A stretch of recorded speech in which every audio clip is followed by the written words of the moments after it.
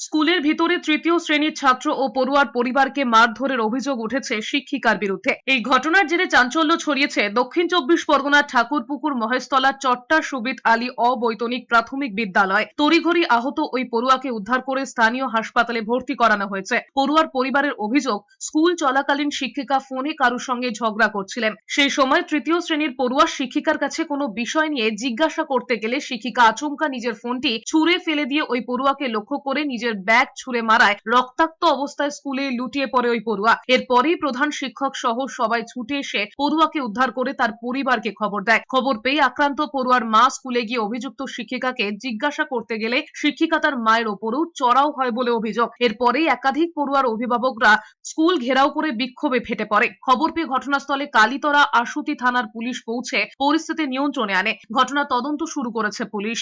কথা বলছিল, কারোর সঙ্গে কথা বলতে বলে ঝগড়া করছিল। ঝগড়া করার পরে আমার ছেলে ওনার ম্যামের সামনে ছিলেন, ফোনটা ছুঁড়ে ফেলে দেয়। দেওয়ার পরে আমার ছেলেকে ব্যাগ ছুঁড়ে চোখে মারে। চোখে মারার জোরে লাগার পরে আরেকটা মেয়ে চিৎকার করে ওঠে। তখন ম্যামেরা ছুটে যায় স্কুলে গিয়ে যখন উদ্ধার করতে যায় তখন ম্যামেদের বেঞ্চ তোলে মারার জন্য। আমরা তারপরে বাড়ি থেকে আমাদের খবর গেল যে ছেলের এরকম হচ্ছে। আমি নিয়ে বজবাজ আই হসপিটালে নিয়ে যাই। আই হসপিটাল বন্ধ থাকার কারণে আমি ওখানে একটা এমার্জেন্সি ডাক্তার দেখিয়ে আমি থানায় একটা ডায়েরি দেয়।